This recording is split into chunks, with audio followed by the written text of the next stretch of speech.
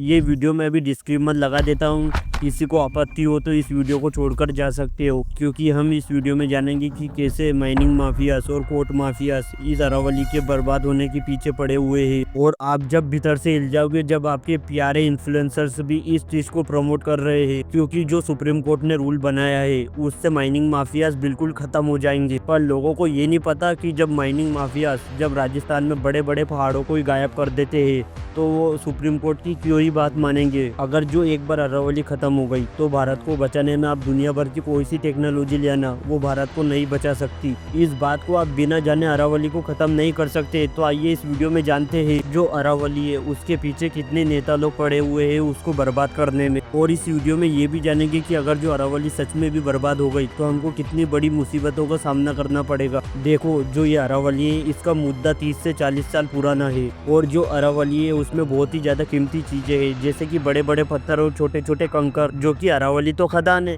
फिर इन सब चीजों के बाद होना क्या था, ये चीजें बिल्डिंग से बनाने के लिए बहुत अच्छी काम आती है। इन सब चीजों का बहुत ही ज्यादा उपयोग किया गया, यहाँ तक कि माइनिंग माफियाओं ने तो हद ही पार कर दी। जो एक टाइम पर 100 मीटर से ऊंचे पहाड़ होते थे या 100 मीटर से नीचे पहाड़ होते थे, उन पहाड़ों को इन माइनिंग माफिया ने नेता लोग और बिल्डर्स के सपोर्ट से उनको गायब भी करवा दिया। अब ये तो है नहीं कि अरावली एक राज्य में, अरावली कम से कम 4 राज्यों से घिरी हुई है, जिसमें सबसे पहले अरावली गुजरात से होकर राजस्थान और हरियाणा और दिल्ली में खत्म होती है। अब जिसके बाद जो अरावली है उसकी चौड़ाई गुजरात से लेके तो दिल्ली तक 692 किलोमीटर है। अब जिसके बाद होना क्या था, इन चारों राज्यों ने अरावली का बहुत ही मिसयूज किया। जिसका मन हो वो वहीं पर इन चारों राज्यों में माइनिंग कर रहा है। अब जिसके बाद पहले ये समझते हैं कि ये अरावली के पीछे ये माइनिंग माफियाज और ये नेता लोग ये इतने पीछे क्यों पड़े हुए हैं। जो अरावली है वो बड़े बड़े नेता और माइनिंग माफिया उसके लिए एक अरावली बाद में, वो पहले इनके लिए बिजनेस है। वो इसलिए क्योंकि आप अरावली में कहीं पर भी माइनिंग करोगे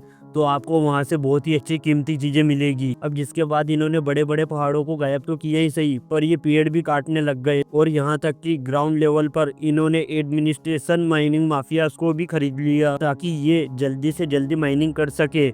और फिर इसके बाद सुप्रीम कोर्ट को एंट्री करनी पड़ी, जिसके बाद ये माइनिंग दिन ब दिन बढ़ती जा रही थी। फिर इसके बाद एमसी मेहता ने सोचा कि इस माइनिंग को रोकना ही पड़ेगा, तो एमसी मेहता ने कोर्ट में जाकर पिटीशन फाइल की। इसके बाद सुप्रीम कोर्ट ने 1996 में इलीगल माइनिंग पर बैन लगा दिया। जिसके बाद भी ये माइनिंग माफियाज नहीं रुके, क्योंकि ये धीरे धीरे थोड़ी थोड़ी माइनिंग करने लग गए थे। जिसके बाद धीरे धीरे सुप्रीम कोर्ट ने कानून बनाए कि कैसे न कैसे ये माइनिंग माफियाज इस अरावली को छोड़कर चले जाए। लेकिन फिर भी ये माइनिंग माफियास रात को छुपके से पॉलिटिकल सपोर्ट से ये माइनिंग कर रहे थे, जिसकी वजह से बहुत ही ज्यादा पहाड़ गायब होने लग गए। और सुप्रीम कोर्ट भी इन माइनिंग माफियाओं से तंग आ चुकी थी। जिसके बाद सुप्रीम कोर्ट में एमसी मेहता ने प्रूफ करके बताया कि इन माइनिंग माफियाओं की वजह से अरावली में बहुत ही ज्यादा सूखा पड़ने लग गया है और ग्राउंड लेवल पे भी पानी बहुत ही कम हो रहा है। जिसके बाद सुप्रीम कोर्ट ने स्ट्रिक्ट बैन लगा दिया इन माइनिंग माफियाओं पे। जिसके बाद सुप्रीम कोर्ट ने बोला कि जब तक इन्वॉल्वमेंट क्लियर लेस नहीं मिले तब तक यहाँ माइनिंग नहीं होगी। यहाँ तक कि राजस्थान में तो बड़े बड़े पहाड़ों को ही गायब कर दिया, क्योंकि जो राजस्थान में 128 पहाड़ थे उनमें से 31 पहाड़ को तो बिल्कुल प्लेन कर दिया गया इन माइनिंग माफियाओं ने। अब इन सब चीजों के बाद हरियाणा की एरिया की अरावली में तो सुप्रीम कोर्ट ने पहले ही बैन लगा दिया था, क्योंकि सुप्रीम कोर्ट ने यह बोला था कि हम हमारे डेवलपमेंट को बढ़ाने के चक्कर में लोगों की जिंदगी से नहीं खेल सकते। यहाँ तक कि उस टाइम पर हद इतनी पार हो चुकी थी कि कुछ बिल्डर्स और कुछ नेता लोगों ने यहाँ पर घर ही बनाना शुरू कर दिया था। जिसके बाद सुप्रीम कोर्ट के ऑर्डर के बाद इन घरों को तोड़ दिया गया।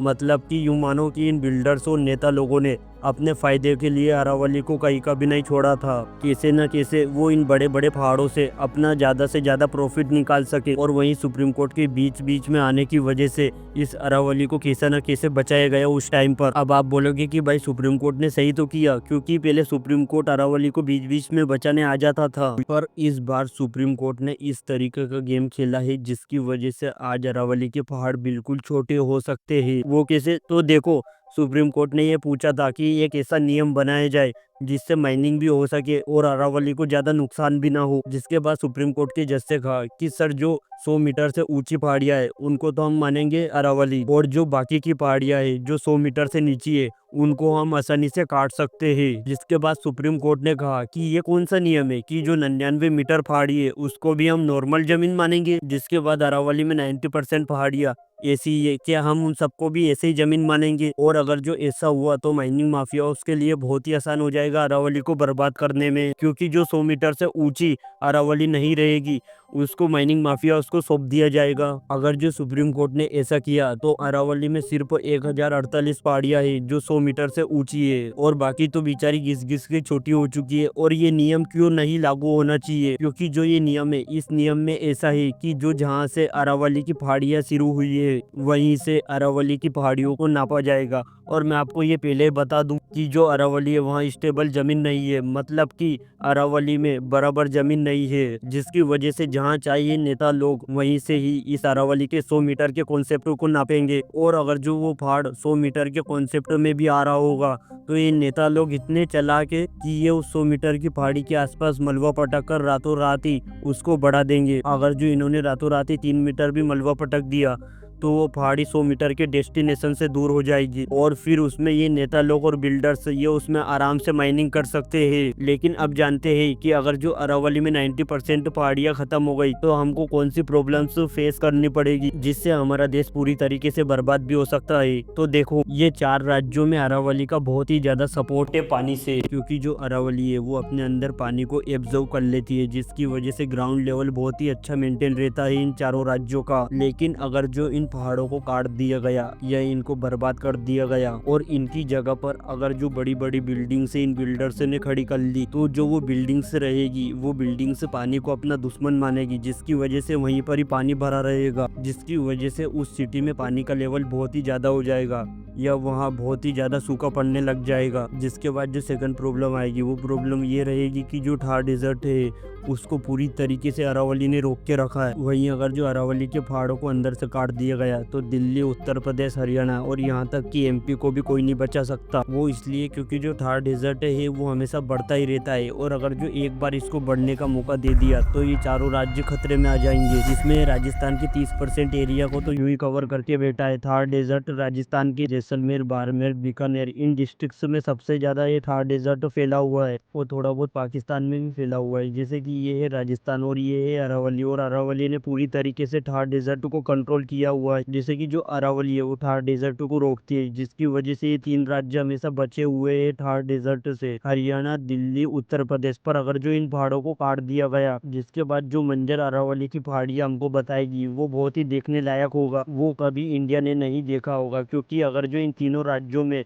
थार डेजर्ट की धूल जाने लग गई और ये धीरे धीरे बढ़ता ही रहेगा और पता भी नहीं चलेगा कब ये हरियाणा, दिल्ली और उत्तर प्रदेश जैसे राज्यों में फैल गया, और ये हर एक लेवल पे बढ़ता रहता है। और अगर जो ये एक बार बेकाबू हो गया तो इस थार डेजर्ट में बहुत ही तेज हवा चलती है, जिसकी वजह से ये और 10 गुना स्पीड से बढ़ता रहता है और ये उपजाऊ जमीन को बंजर बना देता है, जिसकी वजह से जो जमीन पहले खिली हुई थी वही जमीन फिर उसके बाद तो उसमें सूखा पड़ने लग जाएगा, और जिसके बाद इसको डेजर्टिफिकेशन कहते हैं। अगर जो एक बार इन सभी राज्यों में धूल चली गई, जिससे शहरों में बने हुए ग्राउंड्स और पार्क में सिर्फ आपको धूल ही धूल नजर आएगी। और मैं आपको पहले ही बता दूं कि दिल्ली में तो इससे भी ज्यादा हालत खराब है, क्योंकि दिल्ली में पहले ही इतना डस्ट का पोल्यूशन है, और अगर जो अरावली की पहाड़ियों को काट दिया गया तो पहले से ही दिल्ली की हालत खराब है ही सही, और अगर जो ये पहाड़ियाँ भी कट गई तो फिर दिल्ली की हालत देखने लायक होगी। और इस पर मैंने पूरा डिटेल वीडियो बना रखा है, आप मेरे चैनल पर जाके देख सकते हो। लेकिन अब जानते हैं कि जो अरावली में जानवर है उनके साथ अब क्या क्या होगा, क्योंकि अगर जो 90% पहाड़ियाँ काट दी गई, जिसकी वजह से बेचारे जानवरों को ही अपने जंगल में रहने में दिक्कत आएगी, क्योंकि ये अरावली उनका घर ही तो है। ये गुजरात से लेके तो दिल्ली तक ये उनका घर ही तो है। अगर जो अरावली की 90% पहाड़ियों को काट दिया गया तो इन जानवरों की फूड चेन बहुत ही खतरनाक तरीके से डिस्टर्ब हो जाएगी। फिर जब इनको खाना नहीं मिलेगा तो फिर ये सिटियों की ओर बढ़ते रहेंगे। फिर इसके बाद आपको तो पता ही है कि ये किस पे अटैक करेंगे, और जिसके बाद इन इंसानों की वजह से ही तो इनका घर बर्बाद हुआ है। और ये सिर्फ एक अरावली नहीं, ये एक रियल अमेजोन जंगल है जो हमको मुश्किलों से बचाता है और जानवरों का इलाका है। यहाँ आपको ऐसे जानवर मिलेंगे जो आज तक कभी पाए नहीं जाते, और यहाँ तक कि आपको ऐसी प्रजातियां भी मिलेगी पेड़ों की, और ये सब चीजें आपको अरावली में मिलेगी। और अरावली इतनी शांत जगह है जाएंगे जहां आपको बहुत ही ज़्यादा घने पेड़ और मंदिर से मिल जाएंगे जो आपको एक रियल एडवेंचर की फीलिंग देंगे। इसलिए गलती से भी अरावली नेताओं के फेवर में नहीं जानी चाहिए, क्योंकि ये अरावली का अपना फ़ायदा उठाने के लिए ऐसा हाल करेंगे और जिसके बाद ये अरावली को एक भी बार नुकसान पहुंचाने में नहीं सोचेंगे। और जबकि सरकार के पास इतने पैसे हैं इन गरीब क्रिएटरों को देने के लिए, जो ये नीचर लोग हैं इन्होंने इतना गंदा ट्रेंड फैला दिया है इंस्टाग्राम पर कि जो 10 साल का बच्चा है वो भी यही बोल रहा है कि सुप्रीम कोर्ट ने सही फैसला लिया है। और भाई तुमको क्या पता, अगर जो सरकार अपनी औकात पे आ जाए तो वो किसी भी क्रिएटर को चुटकी में खरीद सकती है। सरकार उस क्रिएटर को भी खरीद लेती है जिसके अगर जो 10 लाख भी सब्सक्राइबर है, और अगर जो सरकार को बेनिफिट हो रहा है तो भी सरकार उस क्रिएटर को यूं ही खरीदेगी। तो मैं आपसे यही बोलूंगा कि इन इंस्टाग्राम ट्रेंड और इन यूट्यूब इन्फ्लुएंसर्स की बातों में मत आइए, क्योंकि ये आपको यहाँ उलझा कर रख रहे हैं और वहाँ सरकार अपना काम कर जाएगी। और जो लोग ऐसे पैसे लेते हैं उन लोगों के खिलाफ हमेशा प्रोटेस्ट कीजिए, क्योंकि अगर जो ये मैटर शांत हो गया तो मैं आपको गारंटी दे सकता हूँ कि सुप्रीम कोर्ट अपना फैसला वापस नहीं लेगी। और भाई सरकार किसी की भी हो उससे कुछ फर्क नहीं पड़ता, बस आप प्रोटेस्ट कीजिए, क्योंकि आप जब तक आवाज उठाएंगे तब तक ही सुप्रीम कोर्ट आपकी आवाज से दबेगा। अब जिस तरीके से अब सरकार है, उस सरकार ने तो इन्फ्लुएंसर्स को फेक पीआर चलाने के लिए बहुत ही ज़्यादा रिश्वत दी। अब आप बोलोगे कि भाई आपने पैसे नहीं लिए, तो भाई मैं इतना नीचे नहीं गिर सकता अपनी देश की जनता की जान खतरे में डालने के लिए, क्योंकि जैसे इंसानों में जान होती है वैसे बेचारों इन जानवरों में भी तो जान होती है। और इन जानवरों को कोई भी नहीं रोक सकता अपनी अरावली में से रहने से, यहाँ तक कि सुप्रीम कोर्ट भी नहीं रोक सकती और वो दोगली सरकार भी नहीं रोक सकती जो सिर्फ अपने फायदे के लिए अरावली और लोगों का इस्तेमाल करे। बाद में यही बोलना चाहूँगा कि अगर जो अरावली को बचाना है तो ये प्रोटेस्ट नहीं रुकना चाहिए। सेव अरावली।